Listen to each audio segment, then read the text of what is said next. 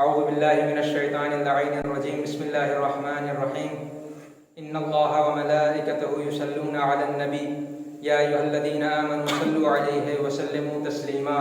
اللهم صل على محمد وآل محمد.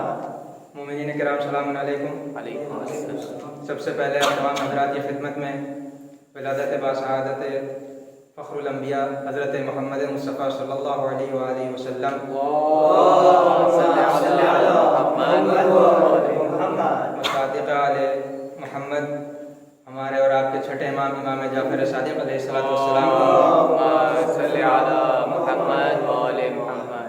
مبارکباد پیش کرتا ہوں. آپ کو محفل کا آغاز تلاوت کلام اللہ مجید سے ہوگا، جس کے لیے میں گزارش کروں گا علی جناب الطاف علی سے کہ وہ آئیں اور تلاوت کے فرائض کو انجام دیں. اعوذ باللہ من الشیطان الرجیم. بسم اللہ الرحمن الرحیم.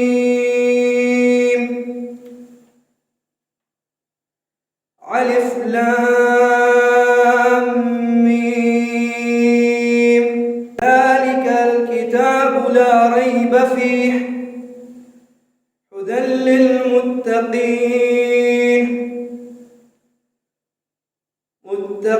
الذين يؤمنون الغيب ويقيمون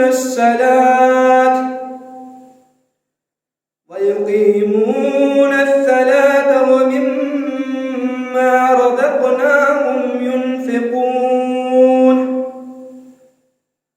والذين يؤمنون بما أنزل إليك وما أنزل من قبلك وبالآخرة هم يوقنون.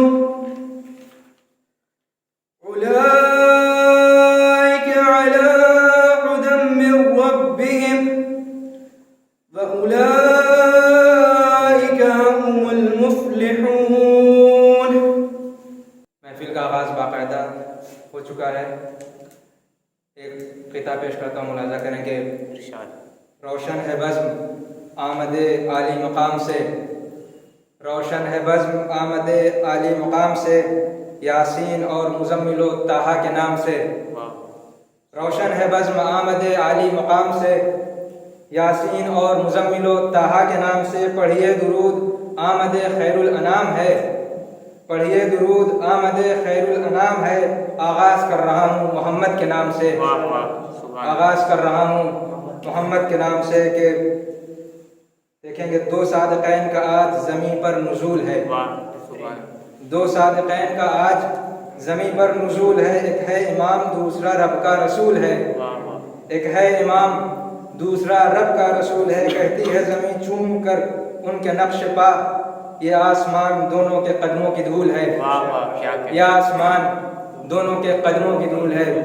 اب میں گزارش کروں گا علی جناب محمد مہدی صاحب سے کہ وہ آئیں اور سیرت نبوی پر اپنے خیالات کا اظہار کریں. آپ حضرات ان کو بآواز بنارے صلوات سہارا دیں. اللهم صل على محمد وآل محمد. اعوذ باللہ من الشیطان اللعین الرجیم. بسم اللہ الرحمن الرحیم. السلام علیکم. علیکم السلام. So 3 days ago I messaged Brother Abbas here on a group chat regarding a thing that we needed to do, a majlis that we used to do in Muharram, right? So we used to do weekly majlises every week on Muharram. So I said, okay, let's do this one as well on this Sunday. Informed me that this Sunday is birth anniversary of our Prophet. So that's how that majlis, that event of majlis got converted into a mahfil 3 days ago. Now that is a very short amount of time, and the fact that organizers here, the people who actually managed to make this happen, the fact that they did it in such a short amount of time, and the fact that I am here standing talking about and will talk about the birth anniversary of Prophet Muhammad, and will do that, is pretty big deal. And I think this is what motivates me and should motivate people all around the world who believe in Allah, who believe in the Prophet's message. that we should act. We should act on every little possible opportunities out there. Now let's come to the point, and the main thing of tonight's evening is that what we are here to discuss.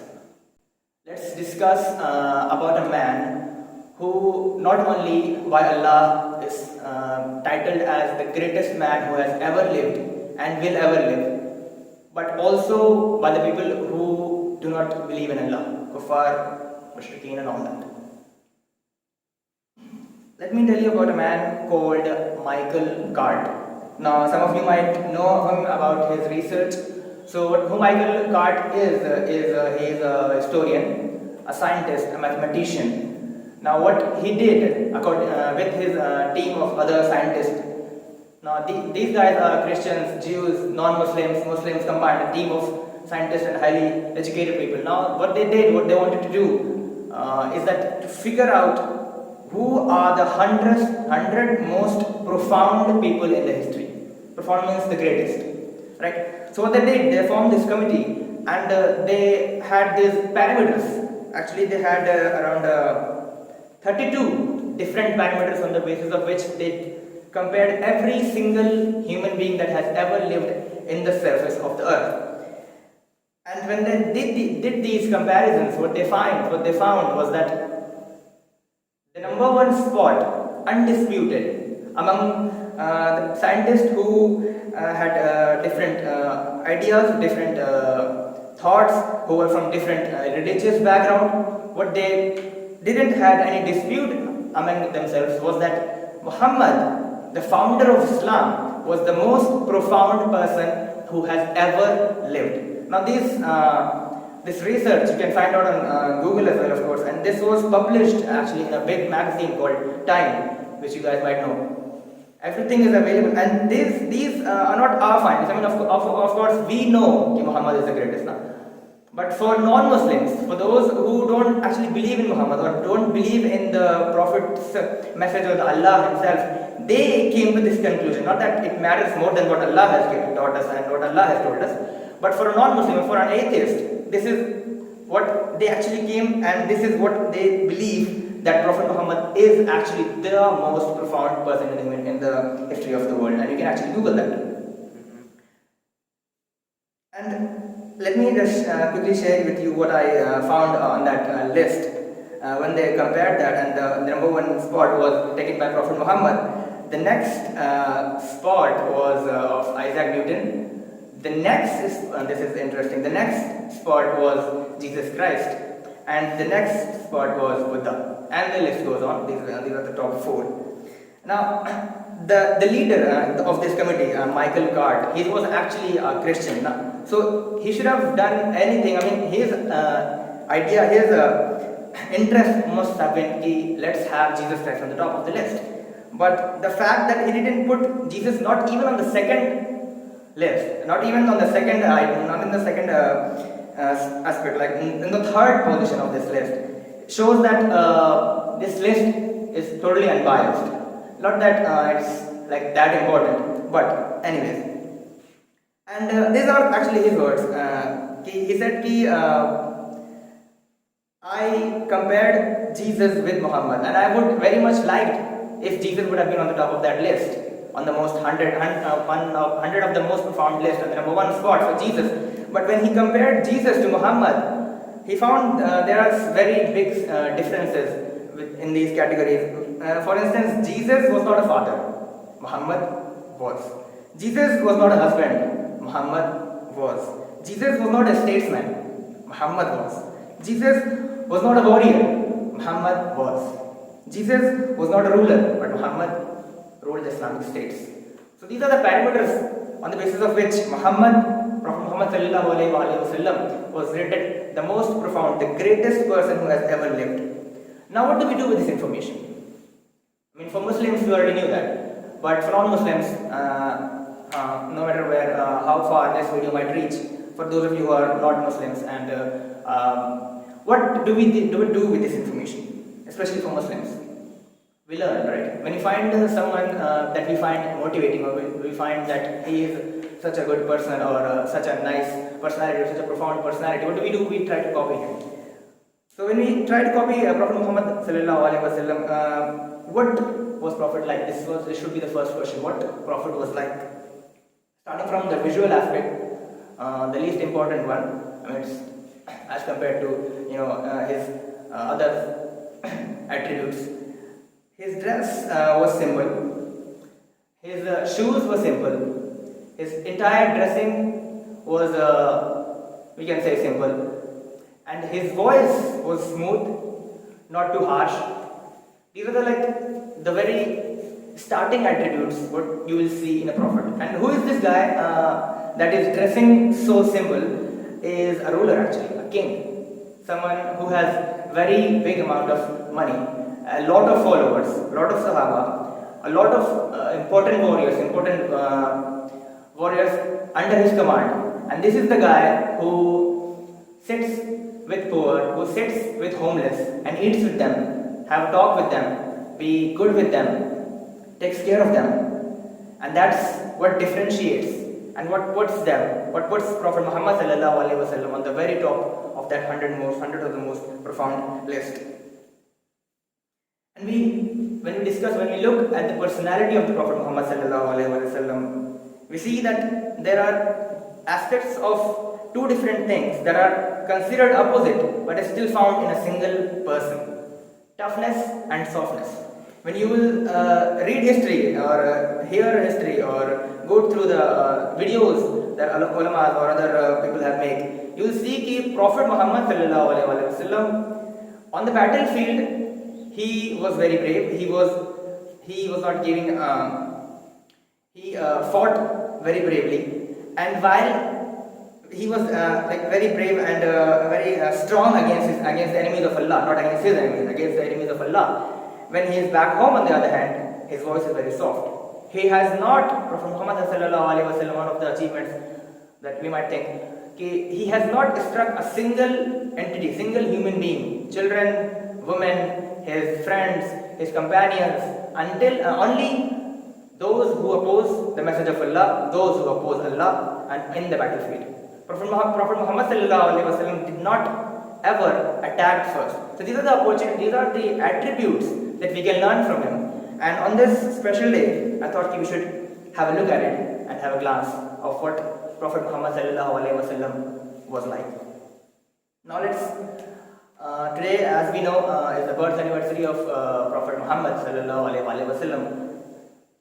And one of the other things is that this week is known by is the week of Unity Week. So this concept of Unity Week came a couple of years ago.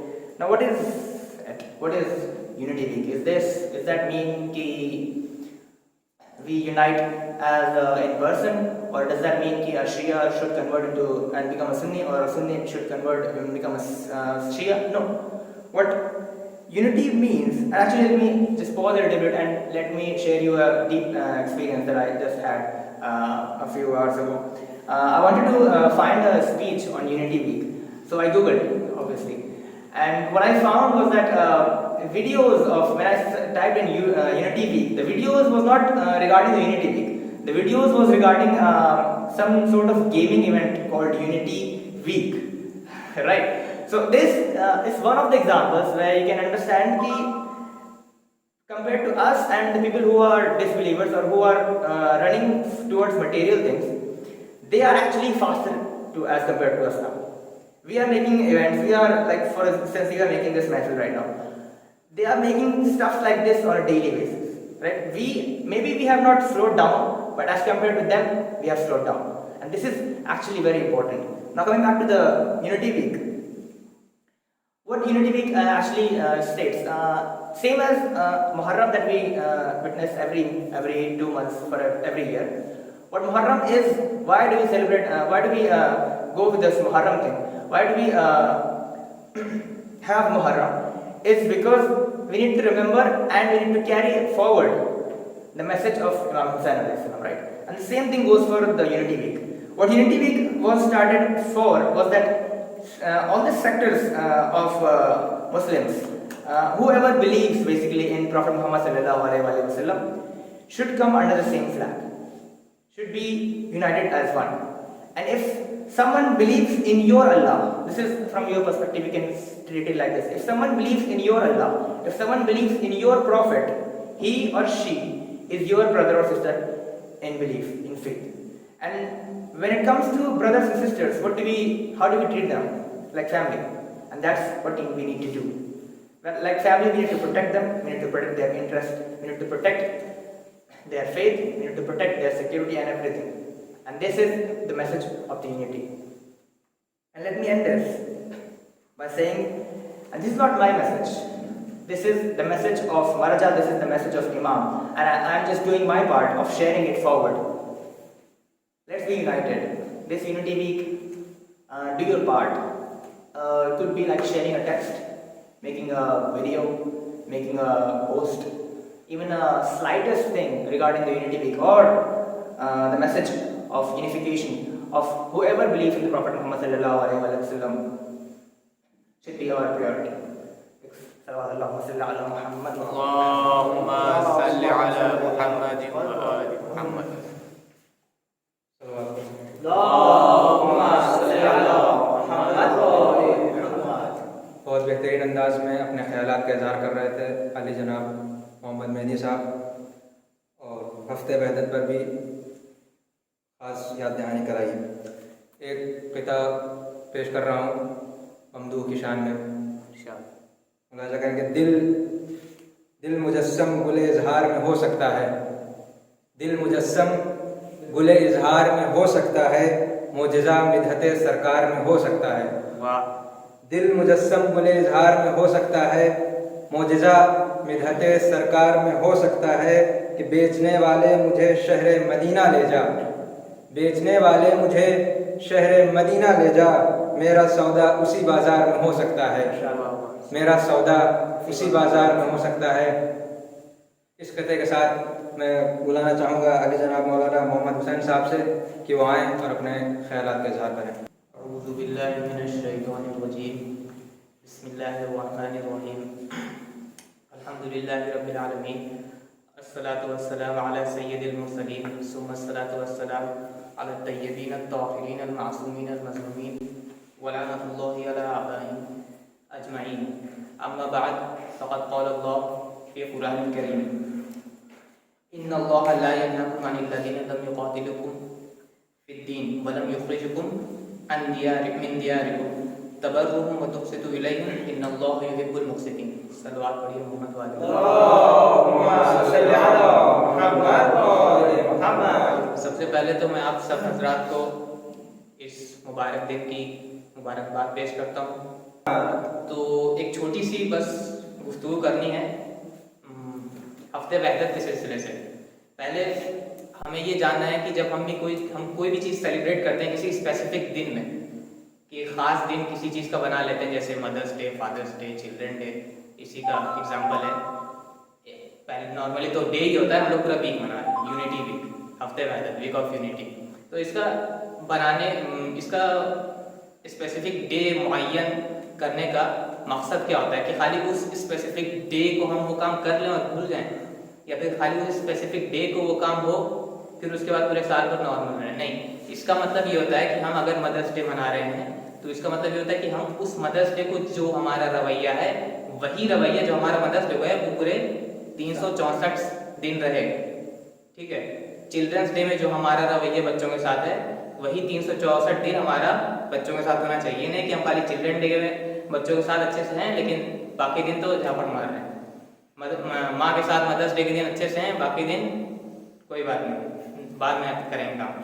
فادرس day میں بھی یہی، unity week میں بھی یہی ہمارا ہے کہ ہمارا ویک کیا کہتے ہیں، ہماری یونٹی، ہمارا اتحاد صرف ایک ہفتے کا نہیں ہونا چاہیے. ہماری جو دوستی ہے، بھائی چارہ ہے، یہ صرف ایک ہفتے کا نہیں ہونا چاہیے، یہ پورے سال بھر ہونا چاہیے. ایک ہفتے ہمیں طریقہ بتانے کے لیے کہ ہمیں کس طریقے سے یونائٹڈ رہنا ہے، یا پھر اگر کوئی بھول جاتا ہے کہ بھائی ہمیں یونائٹڈ رہنا تھا، کیا کر رہے ہیں ہم، لڑائی کر رہے ہیں، تو ہمیں یونائٹڈ رکھنے کے لیے، ہمیں یاد دلانے کے لیے، یا ہمیں طریقہ بتانے کے لیے کہ ہمیں کیوں یونائٹڈ، ہمیں کس طریقے سے یونائٹڈ رہنا ہے، یہ ایک ہفتہ ہمیں کرتے ہیں. یہ نہیں کہ ہم ایک ہفتہ کرنا ہے پھر بھول جانا ہے. ٹھیک ہے. یہ ایک ہمارا جو میری نظر سے ایک دلیل ہو سکتی ہے کہ ہم کیوں کوئی بھی چیز کا اسپیسیفک ڈے مناتے ہیں. ہم تو یونٹی پورا ویک منا رہے ہیں. اور دوسرا ہم یونٹی ویک مناتے ہی کیوں ہیں؟ یہ تو پورے کلی بات تھی کسی بھی چیز کا. اب آتے ہیں اسپیسیفک یونٹی ویک کے اوپر کہ اسپیسیفکلی ہم یونٹی ویک کیوں مناتے ہیں.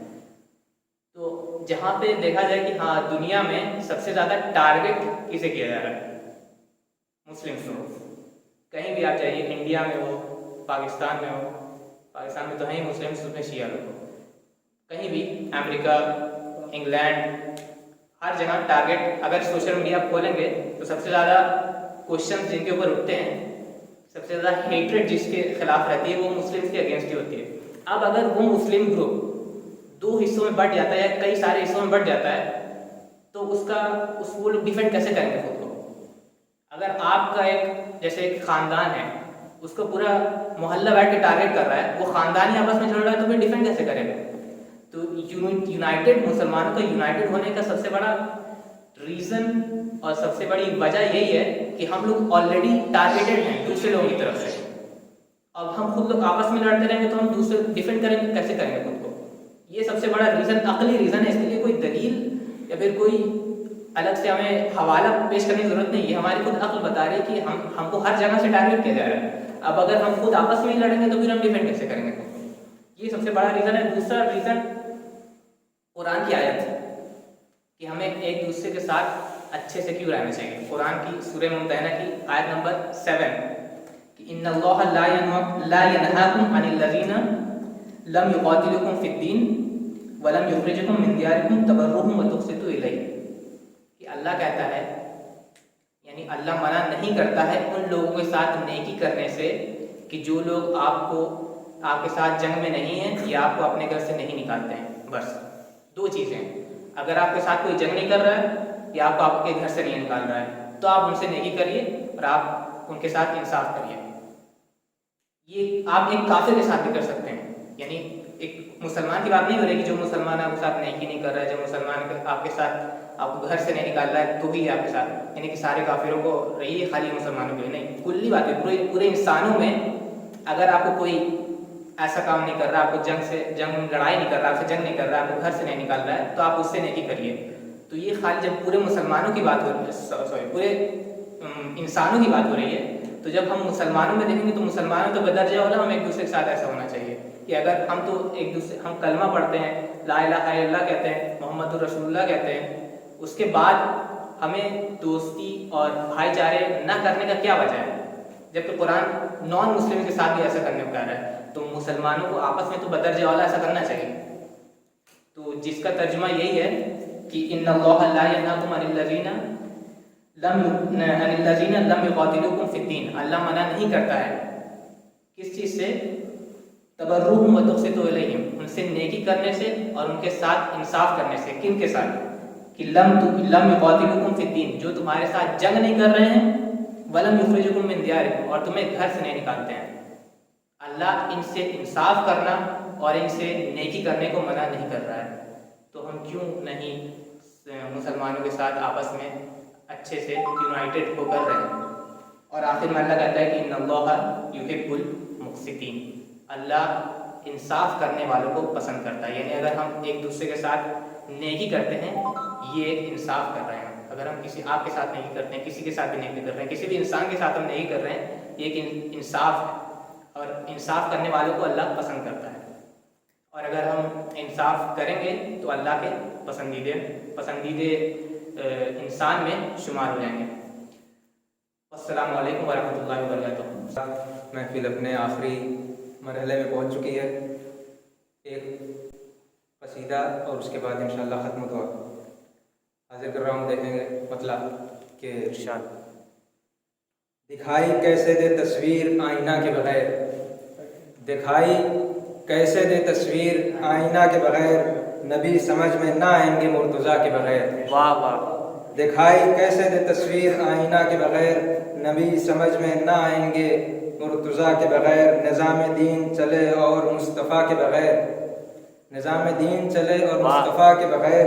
محال ہے کہ کوئی سانس لے ہوا کے بغیر, محال ہے کہ کوئی سانس لے ہوا کے بغیر. کہ گواہ ہے شب معراج لہجہ حیدر, گواہ ہے شب معراج لہجے حیدر، نبی کا دل نہیں لگتا ہے مرتضیٰ کے بغیر، واہ واہ، نبی کا دل نہیں لگتا ہے مرتضیٰ کے بغیر۔ تمہارے نور کے جلوے کو کیا کروں بیان، تمہارے نور کے جلوے کو کیا بیان کروں، تمہارے نور کے جلوے کو کیا بیان کروں، رموز سورہ والشمس والضحیٰ کے بغیر، رموز سورہ والشمس والضحیٰ کے بغیر۔ تمہاری زلفوں کے اوصاف ہوں بیاں کیسے، تمہاری زلفوں کے اوصاف ہوں بیاں کیسے، بتاؤ سورہ واللیل کی گھٹا کے بغیر، بتاؤ سورہ واللیل کی گھٹا کے بغیر۔ رسول جائیں جنا میں یہ غیر ممکن ہے، رسول جائیں جنا میں یہ غیر ممکن ہے، جناب حضرت عمران سے چچا کے بغیر، جناب حضرت عمران سے چچا کے بغیر۔ ہو جیسے جسم تو موجود اور جان نہیں، ہو جیسے جسم تو موجود اور جان نہیں، طواف خانہ کعبہ ہو کربلا کے بغیر، طواف خانہ کعبہ ہو کربلا کے بغیر۔